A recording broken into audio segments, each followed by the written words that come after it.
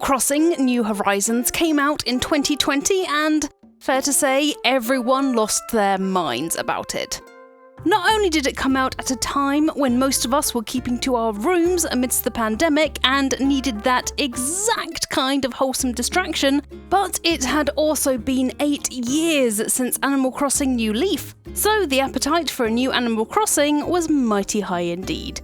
Millions of people have sunk billions of hours into Animal Crossing New Horizons, but even if you count yourself among the most dedicated of players, there are some things even you and your millions of bells might not know about Animal Crossing New Horizons.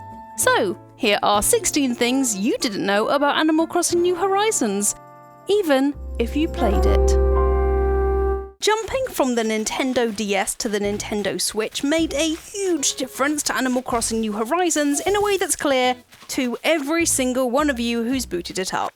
The higher resolution brought greater potential for more detailed, bespoke items and surroundings, but that comes with its own challenges.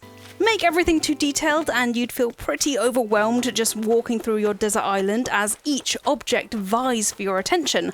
So, a big effort behind the scenes was put into finding the perfect balance between realism and Animal Crossing's trademark simple, whimsical designs.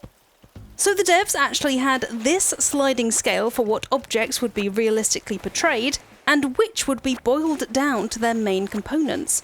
Villagers were on the very simple end of the scale, as they could be stylized to make them unique rather than relying on details. Way on the other end of the scale in the realistic realm are the bugs, fish, and other animals you collect to give to Blathers.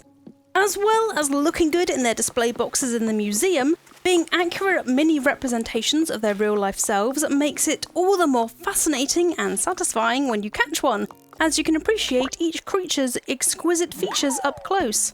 Neat. Being rudely awakened by screeching foxes or yelling neighbours or maybe the early garbage pickup is one thing, but imagine being awoken because someone is moving your house. That's the uncomfortable reality of the villagers in your camp when you move their house in the middle of the night. Where else can they go but resident services while they wait for you to finish fiddling with the infrastructure?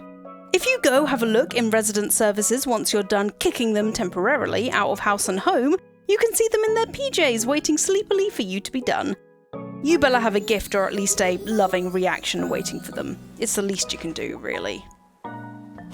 I know. We've all been playing Animal Crossing New Horizons for quite a while now, so there might be the temptation to skip through Isabelle's daily greeting.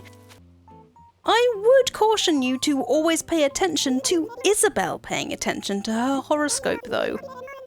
When the Chanel-wearing Shih Tzu mentions her lucky horoscope, grab 99,000 bells and hunt for a glowing spot in the ground to bury some bells in and grow yourself a money tree.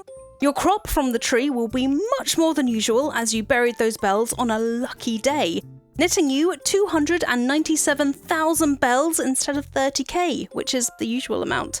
Thank Isabelle's lucky stars. One of the things I love most about Animal Crossing New Horizons is that the villagers have their own little outfits to suit each bit of different weather. As someone with so much clothing that a wardrobe, a chest of drawers and a cabinet can barely contain it, it's something I identify with immensely.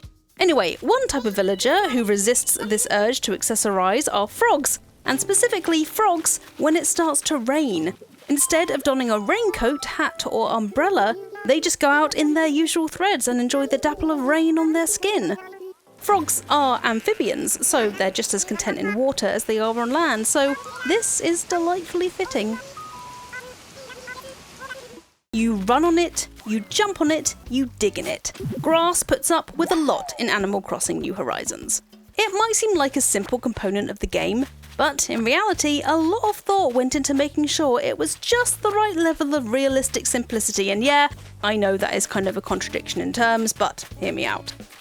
Making it too realistic, with blades of grass or a more detailed texture than the simple polygonal grass pattern, would mean the grass would clash with weeds, flowers and what have you, which are more on the stylized, simple side of the scale I mentioned earlier. Behind the scenes, a lot of work went into making sure that items didn't overwhelm each other, and I, for one, appreciate it when I do my morning rounds of making sure only the pretty stage of weeds is present across my island.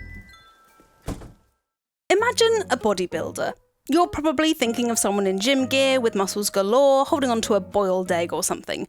In Animal Crossing New Horizons, you're not likely to see any of the villager jock/sporty types wearing such outfits, though you might find them pumping iron or working out in the square. Like with the other traits villagers can have, like Uchi, which means big sister, normal, peppy, lazy, snooty, cranky and smug, the developers wanted the villagers' traits to be just part of their character and not have it define them, allowing them to dress up in all kinds of outfits and looks, rather than having 15 jock villagers in various types of workout gear. The subliminal messaging of that might get me to go to the gym more often, though. Just take a look at all of these different character designs. Not only are they of different characters, they're also in different illustration styles. That's because way early in development, designers were testing out lots of different ways of drawing characters to see where details could be increased to make them more expressive. Whether that's the eyes, their movements, or Investor's adorable little smile that makes my serotonin just go. Mermaids are the goddamn best mythical human-animal hybrid out there. Centaurs, fauns, know your place, especially because there's reason to believe that mermaids are tangentially in Animal Crossing New Horizons.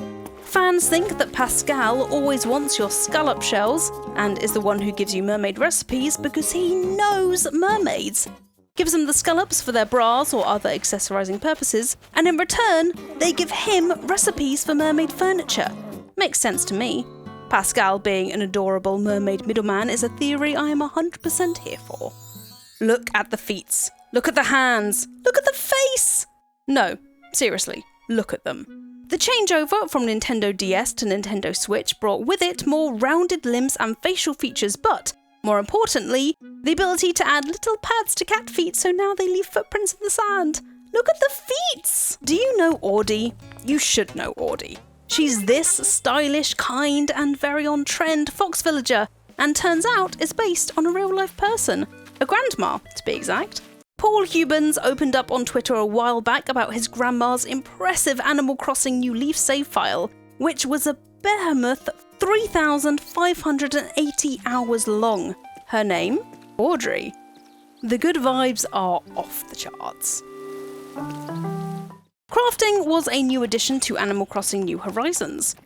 That whacking sound serves far more purpose than allowing you to build whatever you desire, as long as you have the recipe and resources, so not really whatever you desire, but you get my drift. As a big part of crafting's creation was so that the players would still have things to do after shops close. We're all slaves to capitalism, but at least in Animal Crossing New Horizons, the things you can do don't completely end once the store shut and your activity log isn't structured around said capitalism. So, that's a bonus. Like crafting, the Nook Miles system is structured with a lot more thought than you probably realise. By rewarding you for doing pretty mundane tasks and collecting common materials, the Nook Miles system makes sure that you still see the value in these more ordinary activities and items, and don't get stuck in a cycle of solely hunting for the most valuable, rarer fish or bugs to sell for a chunk of bells. Smart. Plus, there's something poetic in making sure the most common items are still valued in Animal Crossing New Horizons. I like that. Spooky season is all year round in Animal Crossing New Horizons with haunted art. Yeah, haunted art. You heard me. Some of the fake museum items that you get from Red are haunted and have odd qualities, like eyes that close at night, a faint glow to a statue, a stain in the shape of a body on a painting's reverse side, and one of them even floats. Forget the legitimate items, these fake haunted ones are way more my thing. You get a curse and a bit of art all bundled into one. What a bargain. Along with crafting, landscaping and terraforming were new additions to Animal Crossing New Horizons.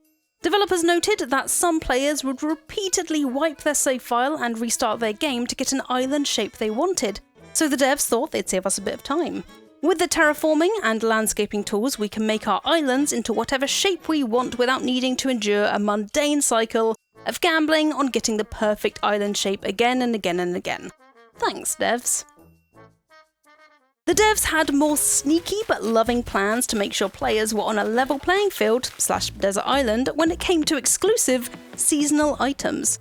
Time skipping was and is a thing people do in Animal Crossing so they don't have to wait for things to grow or shops to open up. However, in Animal Crossing New Horizons, seasonal events are tied to updates rather than timed into the game itself. So skipping forwards in time won't get you to, say, the Easter event and hitting Zipper over the head with a net any faster. Instead, you've got to wait for the update. Staying up until the early hours of the morning is its own kind of thrill, being awake at a time so utterly quiet that you feel like you're the only person in the world. In Animal Crossing New Horizons, however, someone is watching.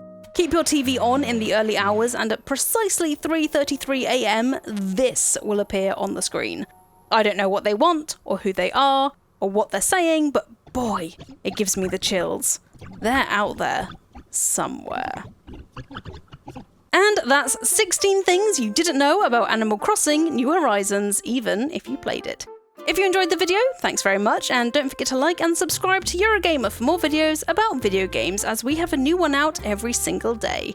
Now, if you'll excuse me, I'm gonna go, so remember to stay hydrated, folks, and I'll see you next time.